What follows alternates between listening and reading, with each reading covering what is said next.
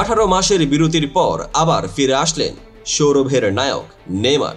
তার happy to be back বার্তা শুধু সোশ্যাল মিডিয়ায় নয়, বরং ব্রাজিলের জাতীয় দলের নতুন আশার ঝলক দেখিয়ে দিয়েছে।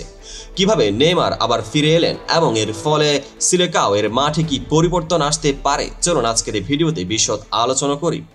2013 থেকে শুরু করে বহু বছর ব্রাজিলের অন্যতম তারকা হিসেবে খ্যাত নেইমার গত 18 মাস যাবৎ জাতীয় দলে দেখেননি। অক্টোবর 2023 সালে উরুগুয়ের বিরুদ্ধে গুরুতর চোটের ইনজুরি হওয়ার পর তাকে দীর্ঘ সময় ছুটি নিতে হয়। কিন্তু জানুয়ারি থেকে সান্তোসের হয়ে তার প্রদর্শনী ছিল অসাধারণ। 7 ম্যাচে 3 গোল ও 3 অ্যাসিস্ট দিয়ে তিনি আবার নিজের জাদু দেখাতে শুরু করেন। এরই প্রেক্ষাপটে ব্রাজিলের হেড কোচ দরিবাল জুনিয়র তাকে কল আপ করেন। নেইমার ইনস্টাগ্রামে তার আনন্দ ভাগ করে নেন হ্যাপি টু বি ব্যাক লিখেই। টেকটিক্যাল দৃষ্টিকোণ থেকে দেখা গেলে নেইমারের প্রত্যাবর্তন শুধুমাত্র তার পারফরম্যান্সের পুনরুত্থান নয়, বরং ব্রাজিলের ফুটবল কৌশলে এক নতুন মাত্রা যোগ করার ইঙ্গিত দেয় মাঠের প্রভাব। নেইমার একজন ক্রিয়েটিভ ফরওয়ার্ড হিসেবে শুধু গোল বা অ্যাসিস্টের চেয়ে অনেক বেশি কিছু দিতে পারেন। তিনি মাঠের গতিকে নিয়ন্ত্রণ করতে, প্রতিপক্ষের ডিফেন্স ভেঙে দিতে ও খেলার ধারা বদলে দিতে দক্ষ।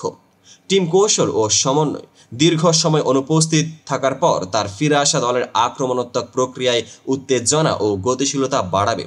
কোচ দরিভাল জুনিয়রও বলছেন, নেইমারের অভিজ্ঞতা ও দক্ষতা তাকে কঠিন মুহূর্তগুলোতে দলের জন্য অনন্য সমাধান হিসেবে নিয়ে আসে। তুলনামূলকভাবে বলতে গেলে যখন 18 মাসের বিরতির পর নেইমার তার মন্ত্রমুগ্ধ বলি হ্যাপি টু বি ব্যাক ঘোষণা করেন, তখন মনে হয় যেন মাঠে আবার আগুনের ঝলক ফিরে এসেছে। অনেক সমালোচক ও সমর্থকই প্রশ্ন করে, এই বিপরীতে নেইমারের অভাব কতদিন টিমের উপর প্রভাব ফেলবে?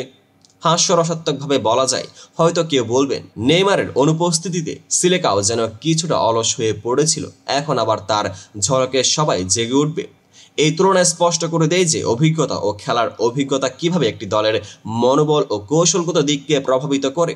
গভীরে ডুব দিলে নেইমারের প্রত্যাবর্তনের সামাজিক ও প্রতিযোগিতামূলক প্রভাব তুলে ধরা যায়। ন্যাশনালে দলের চ্যালেঞ্জ। ব্রাজিলে বর্তমানে বিশ্বকাপ কোয়ালিফাইংয়ের চ্যালেঞ্জের মুখোমুখি।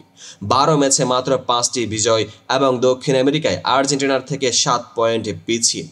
এই পরিস্থিতিতে নেইমারের প্রত্যাবর্তন দলকে আক্রমণে নতুন শক্তি যোগাবে এবং প্রতিপক্ষের বিরুদ্ধে লড়াইয়ে প্রয়োজনীয় প্রেরণা দিতে পারে। মানসিক ও শারীরিক পুনরুত্থান।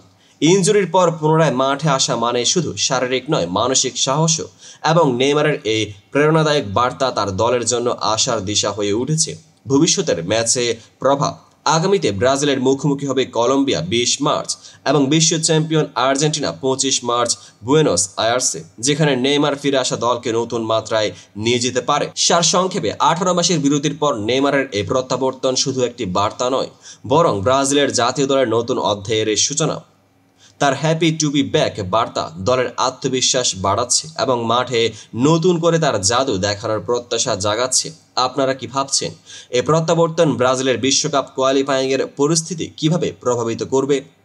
আপনার মতামত ও প্রতিক্রিয়া কমেন্টে জানাতে ভুলবেন না। ভিডিওটি যদি ভালো লাগে তাহলে লাইক ও সাবস্ক্রাইব করে আমাদের সাথে থাকুন, যাতে আমরা আপনাদের সামনে আরও বিশ্লেষণমূলক, প্রফেশনাল ও প্রেরণাদায়ক ফুটবল আলোচনা নিয়ে আসতে পারি।